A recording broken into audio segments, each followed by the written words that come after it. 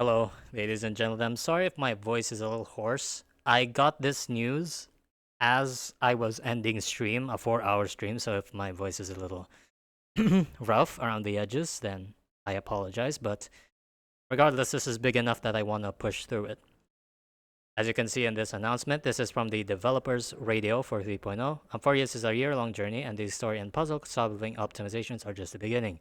The Express crew will continue to optimize content. We're excited to bring everyone bigger and better journey experience. To name some examples, we will be adding richer combat gameplay, whatever that means, and challenge goals to the game. So maybe this means new endgame content. We'll dissect that later. But in addition, issues close to Trailblazers Hearts, including difficulty deploying older characters on the battlefield and the strengthening of these older characters, are already on the schedule. So there's a lot to dissect there. First of all, let me type it out. Adding richer combat gameplay. I have no idea what this means. However, I expect it to be something like more mechanics that would make fights more interesting, which is quite nice. Maybe like the Banacademics boss, actually, but I don't know if some people don't really like the Banacademics boss. I guess it's just because of the HP, but if we have more mechanics like that, then I think it's richer than what we have now instead of just thick HP walls. Like that's always a bad idea. And challenge goals.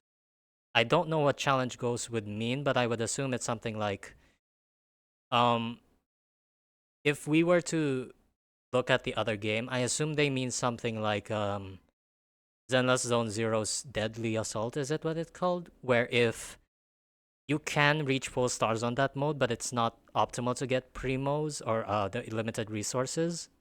If that's what they mean by challenge goals, where it's completely optional, you don't get anything from it, except like maybe like 2 feathers or something, that would actually be pretty good too, because it adds a challenge to people that are sweatier. But it also means that if you want to clear if you just want the rewards, there's a lower bar to clear it, which is good for entry level endgame players. Just makes it easier for everybody, which is good. The last point is an interesting one.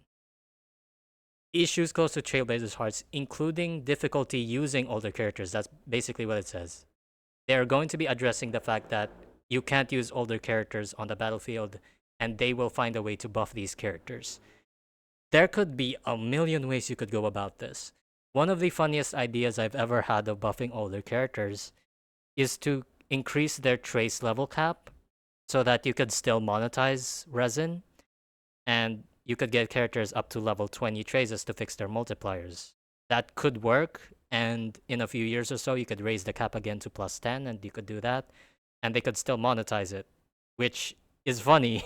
I mean, it works and it's funny, but the more I think about it, it probably isn't going to be what's happening. They could do it something like what's that gacha game called, where they keep giving out upgrading modules where it increases the multipliers and everything like that. You just need to clear a challenge, which would be cool.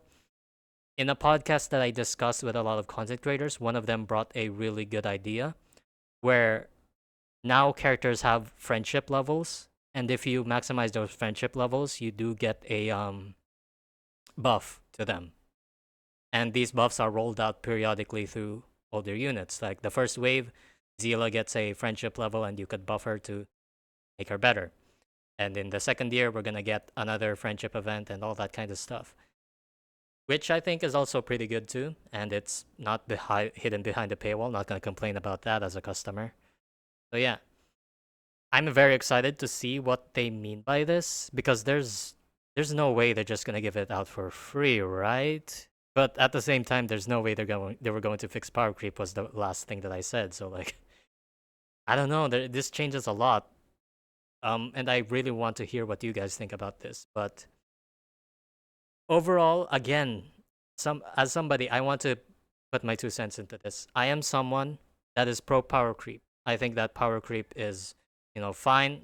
It's a norm. I don't really care much about power creep. I could conquer it. It's another point of challenge for me, basically. But if they want to remove power creep, that's also good.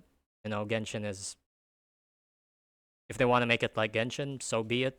I'm fine with that too. I'm not gonna complain that a $1 billion company is less difficult to pay your money for. So that's that's whatever, right?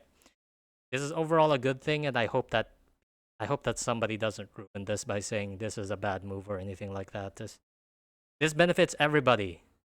This this is not a disadvantage to anybody. Like even I, somebody that sweats and is pro power creep, loves this change. I think they should do this. And I think they're starting to realize now why the power creep was such a bad idea.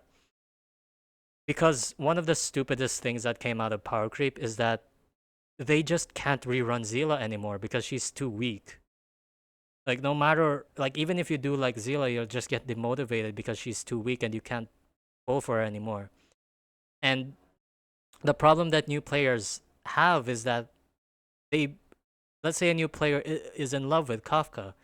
They can't catch up with Kafka anymore. They can't pull Kafka in this day and age because they have to wait for Black Swan and her damage is just so bad. And they're just missing out money on it. So the fact that they're doing this, it's not like a pure we just want to make players happy, but it's also a business move. They don't want rerun characters to sell like trash. They want people to spend a lot, like when Hu Tao reruns and you want Homa. That's actually a better comparison, right? Like if there's characters that are good enough that you want to pull them on a rerun, that's just more money to them. So yeah, this is good for everybody involved. Like me as a content creator, I see a lot of people in the community already celebrating this, and no good on them for fixing the power creep issue. But yeah, let me know what you guys think they're gonna take steps to actually make this happen because this is a lot to take in, honestly. Like one point, adding richer combat gameplay. I don't know if they're just gonna add more mechanics, challenge goals, whatever that means. Maybe it's deadly assault. Maybe it's an optional game mode that you don't need to interact with, and you could clear everything in a lower difficulty. Maybe that's part of it, but the most glaring part is the strengthening older characters. It's just I don't know how they're gonna do that. Is there anything like this in any Hoyo game? I don't think so. Like Genshin doesn't have that. The most that you get buffed out of Genshin was um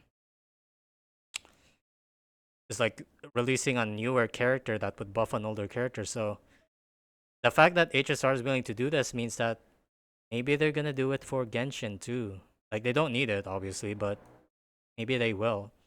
And maybe in ZZZ too they'll do it, which is good. Actually, in ZZZ it would make more sense because they already have an established friendship system. And if you maxed out that friendship system is the only way you're gonna get upgrades, that's fairly trivial. It may take a few more days to do it, but it's free. So, this is good for everybody. Good for people that really like older characters, good for people that like really newer characters. And it's good for Hoyoverse.